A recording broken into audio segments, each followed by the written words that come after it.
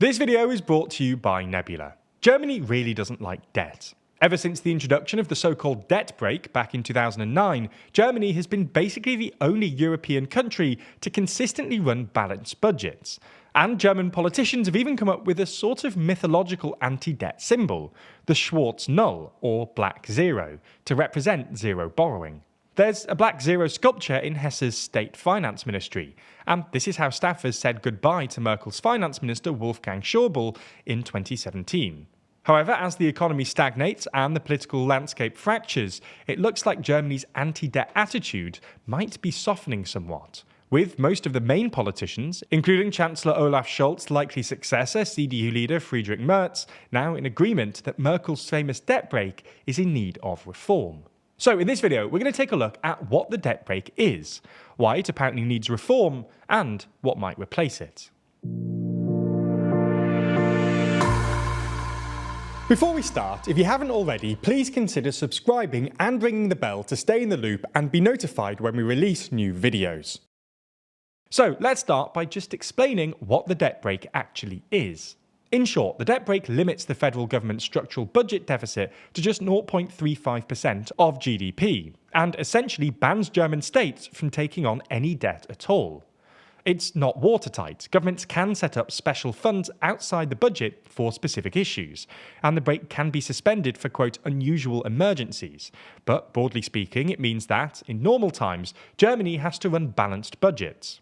It was passed as a constitutional amendment by Angela Merkel's Grand Coalition government in 2009, with a two-thirds majority in the German parliament.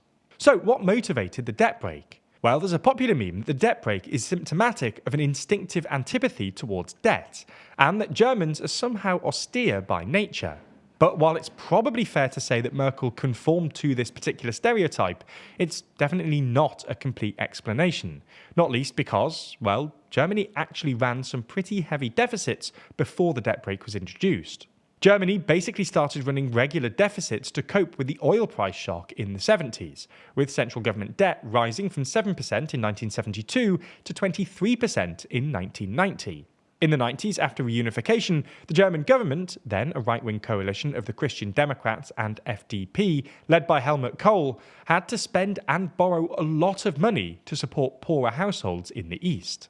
However, this profligacy then continued under the new Social Democratic Green coalition led by Gerhard Schröder, which ran 3 consecutive deficits over 3% of GDP between 2002 and 2005. Not only did this strain Germany's fiscal position, but it also undermined the EU's fiscal rules in the Maastricht criteria, which were supposed to limit member states' deficits to 3%. On top of this, borrowing by Germany's regional governments meant that, by the turn of the millennium, Germany's overall public debt had risen to above 60% of GDP, the other target set out in the Maastricht criteria. This crisis obviously became more acute after the financial crisis in 2008, a year before the debt brake's introduction.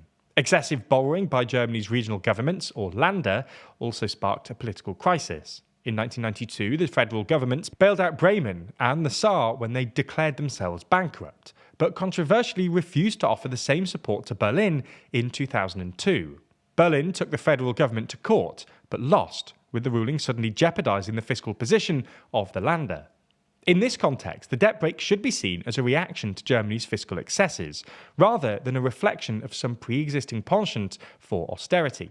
And in this respect, it worked. Until the debt brake's introduction, Germany's debt to GDP broadly tracked that of peer economies like France and the UK, but diverged afterwards, and Germany started running budget surpluses. Unsurprisingly, the debt brake has been a controversial topic amongst economists. But it enjoyed surprisingly strong cross-party support in German politics, and it was also surprisingly popular with parts of the German left, who argued that Germany's state finances need to be placed on a sustainable footing to make sure the country was fiscally equipped to meet the needs of the energy transition and future generations. However, in the past few months or so, that consensus has apparently frayed. Obviously, the Social Democrats and the Greens have soured on it over the past few years, because the debt brake has regularly obstructed their more generous spending plans, and has been a constant source of tension with the FDP, especially after Germany's Constitutional Court ruled that the debt brake didn't allow the government to carry over pandemic funds for their new budget. But even on the right, attitudes towards the debt brake are apparently softening. In November, Christian Democrat leader Friedrich Merz, who looks certain to be Germany's next chancellor, said he was open to reforming the debt brake to increase investment, only to be followed by Merkel herself a few weeks later, and then the head of the Bundesbank earlier this month. So why is Germany's political class soured on the debt brake? Well, as we see it, there are at least 5 reasons. The first is that the debt brake was suspended for 4 consecutive years, between 2020 and 2023, thanks to the pandemic and then Putin's invasion of Ukraine. The sky didn't fall, and when the government tried to reinstate it, the subsequent budget issues brought down the coalition. Second, the German economy isn't having a great time at the moment. Growth is stagnant, confidence is low, and it just can't afford a round of austerity. The third reason, related to the second, is that austerity has been somewhat discredited as a policy since the debt brake's introduction. Back in 2009, austerity seemed like a sensible response to overspending, but today the costs of austerity have been made glaringly apparent in countries like Greece and the UK, where austerity triggered a sharp slowdown in growth that made it nearly impossible to reduce the debt-to-GDP ratio. Fourth, Germany is now paying the price for years of low public investment. German infrastructure is subpar, and Merkel-era cuts to defence spending mean the German military is woefully underprepared for any sort of actual deployment. And fifth, much of Germany's political class blames the debt brake for the rise of radical parties like the AfD, because it has essentially limited how much the German state can support left-behind voters, and they hope relaxing it will allow them some more fiscal space to assuage these voters' concerns. So what happens next? Well, as a constitutional amendment, changing the debt brake would require a 2/3 majority in the Bundestag. But this seems possible, given the Christian Democrats, Social Democrats, and Greens all broadly support at least some sort of reform. If this happens, the debt brake is unlikely to be scrapped outright, but rather watered down, probably to allow for more investment, but not day-to-day spending, which is what Merz apparently wants. In this case, the difficulty will be defining investment in such a way so as to both satisfy 2/3 of MPs and maintain Germany's reputation for fiscal prudence. As you've probably noticed, the news cycle is particularly fast right now, with coups, elections, and governmental gossip happening all over the world. In fact, with Trump heading into the White House, that chaos is only likely to get worse. If you're feeling a little lost and even a little depressed, then you might want to check out our series WTF USA, where we explain everything that's happened across the pond in the land of the free. Because while the election might be over, the number of WTF moments only looks likely to increase.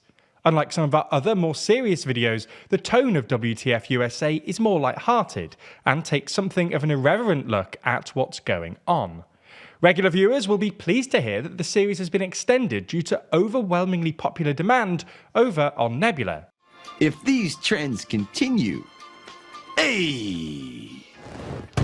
Now, if you didn't know, Nebula is an independent creator-owned streaming platform that specialises in thoughtful content.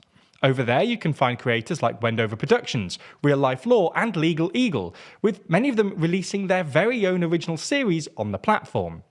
We're super proud of WTF USA, and we hope that with your support, we'll be able to make other interesting, weird, and entertaining series with Nebula in the future. So signing up genuinely helps TLDR to grow and expand. You can also watch every normal TLDR video on Nebula ad-free, and in some instances before they land on YouTube.